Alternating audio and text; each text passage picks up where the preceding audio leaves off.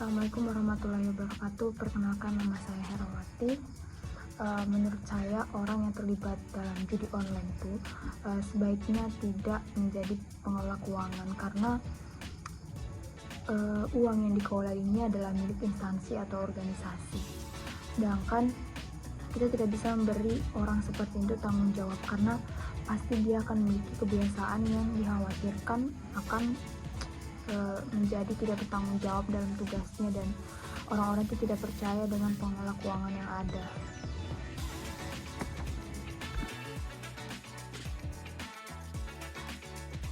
Ya, menurut saya integritas itu sangat penting ya, karena pengelola keuangan itu harus bekerja secara jujur, transparan, dan dapat dipercaya agar dana yang dikelola itu betul-betul dapat dipertanggungjawabkan dan tidak menimbulkan kekeliruan di kemudian hari.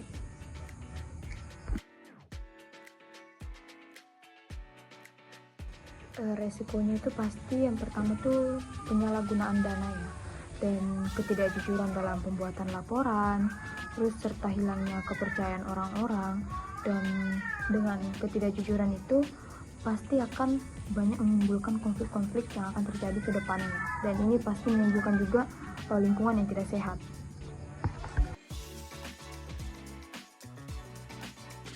Yang pertama tuh kita perlu melihat rekam jejaknya ya, bagaimana dia di perusahaan sebelumnya, apakah ada riwayat tidak baik dalam menjalankan tugasnya sebagai pengelola keuangan, terus bertanggung jawab, dan kita tuh harus betul-betul menyeleksi secara objektif karena kita betul-betul butuh orang yang bertanggung jawab. Jadi kalau bisa orang yang mengelola di bidang keuangan ini tidak ada kayak seperti orang dalam mungkin.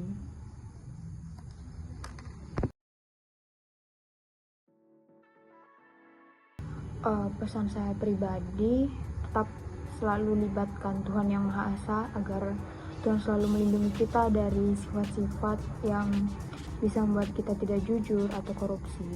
Setelah itu selalu bertanggung jawab terhadap tugas yang diberikan, terus patuhi aturan yang ada, menghindari tindakan yang merugikan orang lain, serta berani melawan ketidakbenaran.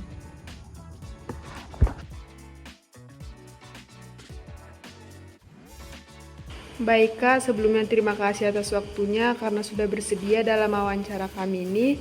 Sebelumnya, boleh Kakak untuk memperkenalkan diri terlebih dahulu? Oke, baik. Perkenalkan, nama saya Dian Saripura dengan NIM 05241035 dari Prodi Teknik Kimia.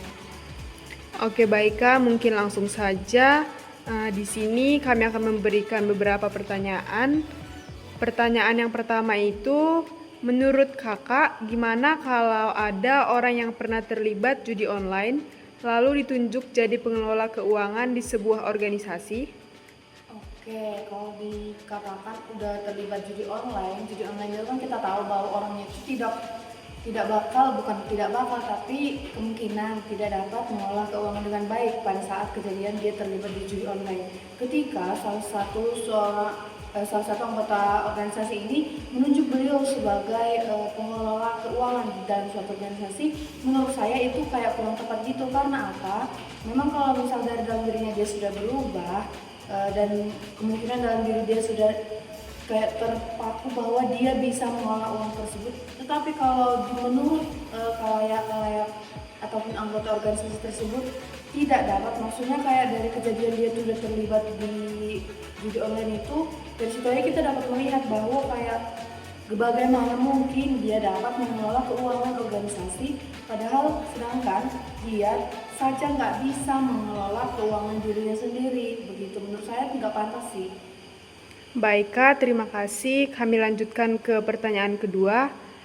Kalau dilihat dari sisi hukum dan etika, menurut Kakak, apakah orang yang pernah terlibat judi online pantas mengelola keuangan organisasi dan berikan alasannya kenapa? Oke, menurut saya sama seperti sebelumnya, tidak. Karena apa? Karena dari sisi etika saja, orang yang beretika tidak akan menggunakan judi online. Maksudnya orang yang beretika tahu membedakan yang mana yang baik dan yang mana yang buruk.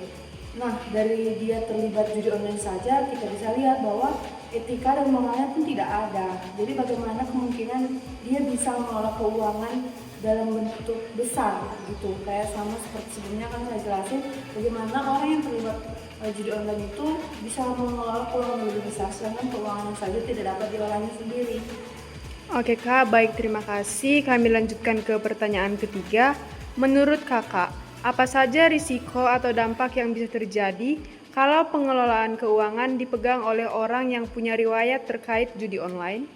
Oke, tentunya di anggota-anggota pasti punya rasa kekhawatiran terkait hal tersebut, karena dia bakal overthinking nggak sih kalau misalnya orang yang memegang uang kas mereka itu adalah orang yang pernah terlibat judi online, bahkan pasti kayak was-was nanti digunain gitu. Takutnya seorang yang pernah terlibat judi online ini menyalahgunakan kembali uang kas yang kita telah kumpulkan dengan susah payah itu, digunakan ke hal yang lain seperti judi online tadi. Dan juga mungkin dampak secara langsungnya itu selain dari kita merasa khawatir, yaitu kemungkinan ada kayak kerugian. Karena apa? Tidak bisa dipungkiri mungkin perubahan seseorang, tetapi dapat diantisipasi kayak misal juga jangan karena untuk mengurangi kekhawatiran itu takutnya nanti uang itu dipakainya kembali untuk hal-hal yang sama seperti judi online gitu. Untuk pertanyaan keempat, menurut Kakak, apakah riwayat seseorang yang pernah terlibat judi online bisa memengaruhi kepercayaan anggota atau citra organisasi? Jelas banget, karena kalau kita sendiri aja nih melihat seseorang yang terlibat di judi online, pasti di mata kita mereka ini kayak apa sih, ngapain gitu. Itu bakal merugikan diri sendiri nih awalnya.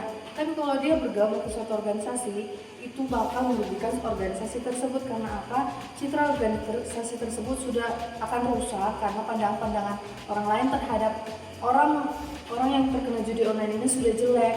Nah, dari situ kita dapat melihat kalau misalnya nanti pendapat orang ini kayak ngapain dimasukin ke organisasi itu.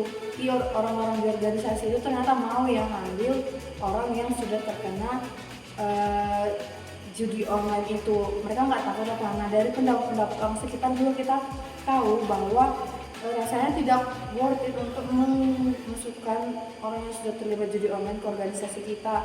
Padahal kita kan hanya betul untuk kayak menaikkan nama organisasi kita, sedangkan ketika kita memasukkan orang tersebut itu sudah dapat merendahkan nama organisasi kita atau menurunkan citranya gitu. Baik Kak, terima kasih. Mungkin ini untuk pertanyaan kelima atau menjadi pertanyaan terakhir untuk Kakak. Menurut Kakak, bagaimana cara menerapkan nilai kejujuran, tanggung jawab, dan integritas supaya penyalahgunaan keuangan di dalam organisasi bisa dicegah? Oke, pertama itu dari segi kejujuran. Gimana kejujuran itu kita gak bisa dari lingkungan, bisa sih, cuma lebih banyak dari kesadaran diri sendiri. Kalau misal kesadaran diri sendiri aja udah penuh, kejujuran itu akan mudah dicapai. Nah, kita kan dari integritas itu kita juga kan memiliki agama, dimana agama itu juga mengajarkan hal tersebut. Dari situ juga kita dapat belajar bahwa kejujuran itu sangat penting, bukan hanya untuk mendapatkan kepercayaan dari orang lain, tapi itu juga bakal dapat menimbulkan dampak positif terhadap diri kita sendiri. Nah, dan juga sifat jujur inilah yang dapat meningkatkan rasa kepercayaan orang lain terhadap kita. Ketika kita meningkatkan kejujuran dan itu bakal meningkatkan kepercayaan mereka, coba jaga kepercayaan mereka itu dengan tetap jujur, jangan berbohong, dan selalu menggunakan hal-hal yang ada dengan baik, jangan menyalahgunakan seperti kejadian sebelumnya judi online gitu. Baik Kak, karena sesi wawancaranya sudah selesai, kami ucapkan terima kasih banyak untuk Kakak. Semoga semua jawaban dan masukan dari Kakak ini dapat bermanfaat bagi kami dan masyarakat sekitar. Terima kasih banyak Kak. Ya.